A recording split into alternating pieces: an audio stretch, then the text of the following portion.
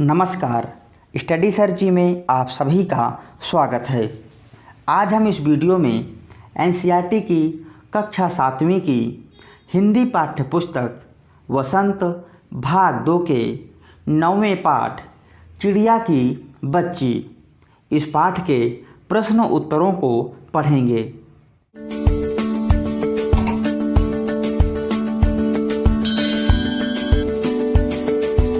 आइए वीडियो शुरू करते हैं। पाठ से सबसे पहला प्रश्न है, किन बातों से ज्ञात होता है कि माधवदास का जीवन संपन्नता से भरा था और किन बातों से ज्ञात होता है कि वह सुखी नहीं था। इस प्रश्न के उत्तर में हम लिखेंगे, माधवदास की बड़ी संगमरमर की कोठी, सुंदर बगीचा, रहने का ठाट बाट रईसों जैसा था। वो चिड़िया से कहता है कि तेरे लिए सोने का पिंजरा बनवा दूंगा। इन बातों से उसकी संपन्नता का पता चलता है। इसके अलावे वह अकेलेपन को दूर करने के लिए चिड़िया के साथ रहने के लिए मजबूर था। वे चिड़िया से कहते हैं, मेरा दिल वीरान है, वहाँ कब हंसी सुनने को मिलती है। इससे यह स्पष्ट है कि वे सुखी नहीं थे। कहानी से अगला प्रश्न है, माधवदास क्यों बार बार चिड़िया से कहता है कि यह बगीचा तुम्हारा ही है? क्या माधवदास निस्वार्थ मन से ऐसा कह रहा था? स्पष्ट कीजिए। इस प्रश्न के उत्तर में हम लिखेंगे, माधवदास को चिड़िया बहुत सुंदर और प्यारी लगी। वह चाहता है कि वह चिड़िया हमेशा के लिए बगीचे में रह जाए। माधवदास का ऐसा कहना पूरी तरह से निस्वार्थ मन से नहीं था। वह चिड़िया को महल में पिंजरे में बंद करके रखना चाहता था ताकि अपनी इच्छा से उसकी सुंदरता को निहार सके। आइए अब कहानी से तीसरे प्रश्न को करते हैं। तीसरे प्रश्न में कहा गया है, माधवदास के बार बार समझाने पर भी चिड़िया सोने के पिंजरे और सुख सुविधाओं को कोई महत्व नहीं दे रही थी। दूसरी तरफ माधवदास की नज़र में चिड़िया की जिद का कोई तुक नहीं था। माधवदास और चिड़िया के मनोभावों में अंतर क्या क्या थे? अपने शब्दों में लिखिए। आइए इस प्रश्न का उत्तर देखते हैं। माधवदास और चिड़िया के मनोभाव एक दूसरे से विपरीत हैं। माधवदास के लिए धन संपत्ति, सुख सुविधा ही जीवन के अमूल्य तत्व हैं। माधवदास के लिए धन दौलत ही सर्वोपरि है। माधवदास तो केवल अपने बगीचे की शोभा बढ़ाने हेतु उस चिड़िया को पकड़ना चाहते थे। दूसरी तरफ चिड़िया के लिए माँ की गोद ही दुनिया की सबसे अधिक मूल्यवान सुख था। उसे सोने चांदी, हीरे मोती की तुलना में माँ का प्यार अधिक प्यारा था। वह अपनी माँ, भाई, सूरज, धूप, घास, पानी और फूलों से प्यार करती थी। कहानी से आगे का चौथा प्रश्न है, कहानी के अंत में नन्ही चिड़िया का सेठ के नौकर के पंजे से भाग निकलने की बात पढ़कर तुम्हें कैसा लगा? 40, 50 या इससे अधिक कुछ शब्दों में अपनी प्रतिक्रिया लिखिए।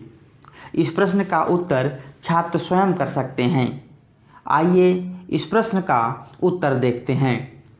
कहानी के अंत में नन्ही चिड़िया का सेठ के नौकर के पंजे से भाग निकलने की बात पढ़कर मुझे अत्यंत खुशी हुई।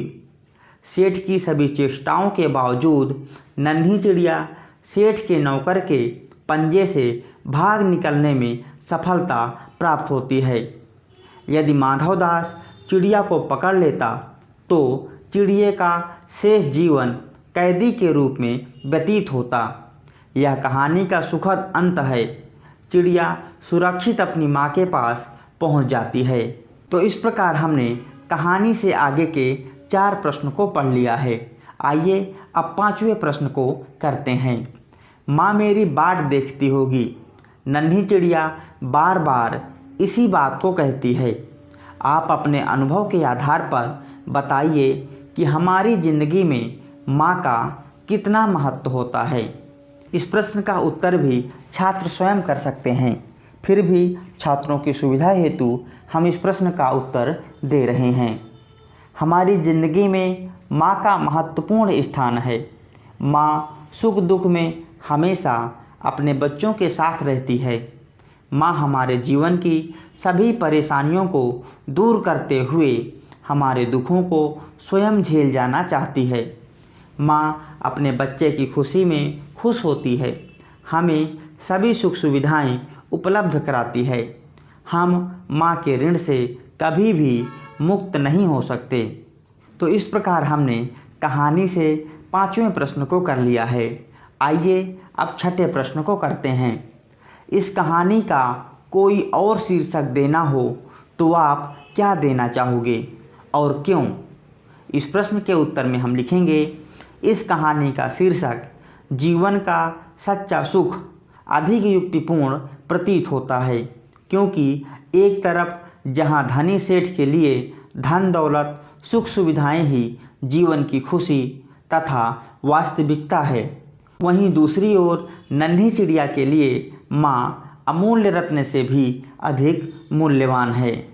आइए अब कहानी से आगे के कुछ प्रश्नों को करते हैं, जिसमें पहला प्रश्न है, इस कहानी में आपने देखा कि वह चिड़िया अपने घर से दूर आकर भी फिर अपने घोंसले तक वापस पहुंच जाती है। मधुमक्खियों, चींटियों, ग्रह नक्षत्रों तथा प्रकृति की अन्य विभिन्न चीज़ों में हमें एक अनुशासनबद्धता देखने को मिलता है। इस तरह के स्वाभाविक अनुशासन का रूप आपको कहाँ कहाँ देखने को मिलता है? उदाहरण देकर बताइए।